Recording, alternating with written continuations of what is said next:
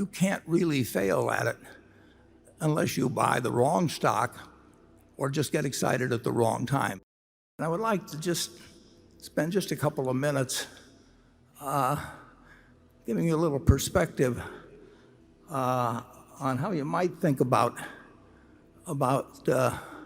investments as opposed to the tendency to focus on what's happening today or even this minute as you go through. And to help me in doing that, I'd like to go back through a little personal history, and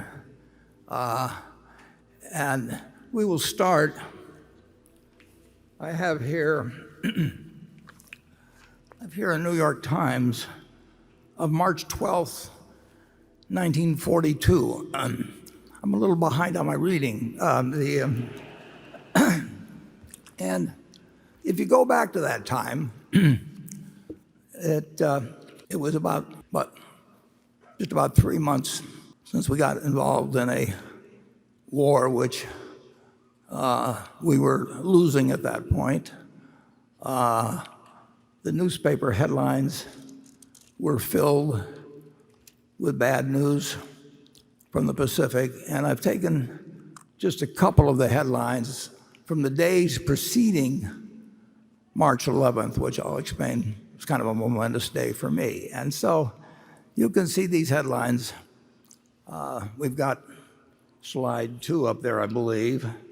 We were in trouble, big trouble, in the Pacific. It was only going to be a couple months later that the Philippines fell, but here we were getting bad news. The stock market had been reflecting this, and I'd been watching a stock called City Service preferred stock, which had sold at $84 the previous year.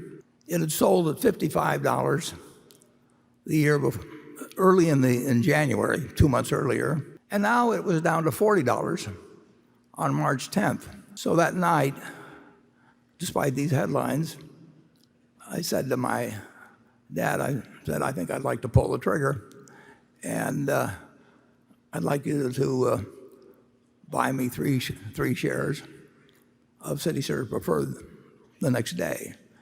And that was all I had. I mean, that was my capital accumulated over the previous 5 years or thereabouts.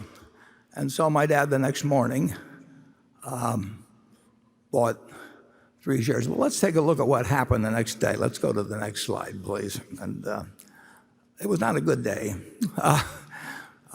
The stock market, the Dow Jones Industrials broke 100 on the downside. Now they were down 2.28%, as you see, but that was the equivalent of about a 500-point drop now. So I'm in school wondering what is going on, of course. Incidentally, you'll see on the left side of the chart, the New York Times put the Dow Jones Industrial Average below all the averages they calculated. They had their own averages, which have since disappeared, but the Dow Jones has continued. So the next day, we can go to the next slide, and you will see what happened. The stock that was at 39, my dad bought my stock right away in the morning because I'd asked him to, my 3 shares.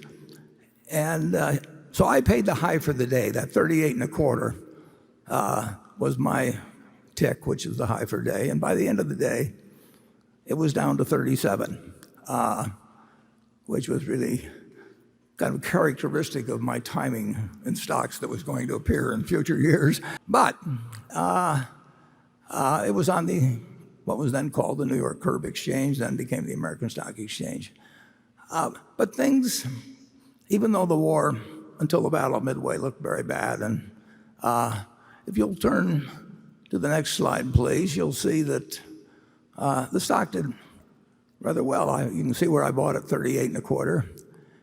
And then the stock went on actually to eventually be called by the City Service Company for over $200 a share. But this is not a happy story, because if you go to the next page, you will see that Well, as they always say, it seemed like a good idea at the time. So I sold. I made $5 on it. It was again typical of my behavior. But when you watch it go down to 27, it looked pretty good to get that profit. Well, what's the point of all this? Well, we can leave behind the city service story, and I would like you to again imagine yourself back on March 11th of 1942.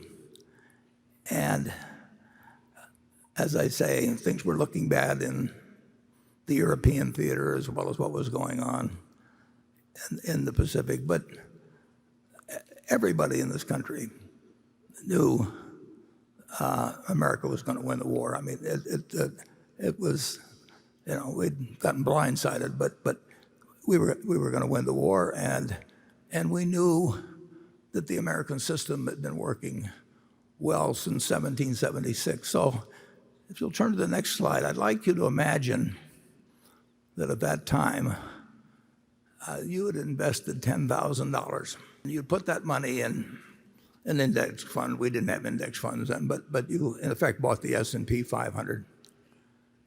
Now I would like you to think a while, and do not change the slide here for a minute.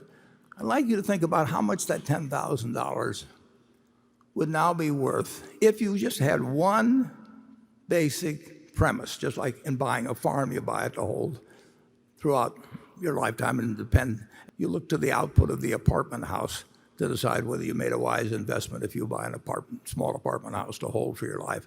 And let's say instead you decided to put the $10,000 in and hold a piece of American business and never look at another stock quote, never listen to another person give you advice or anything on the sort. I want you to think how much money you might have now. And now that you've got a number in your head, let's go to the next slide and we'll get the answer. You'd have $51 million and you wouldn't have had to do anything. You wouldn't have to understand accounting. Hola, ¿qué tal? Oye, acá hay un punto que es tremendamente importante entender.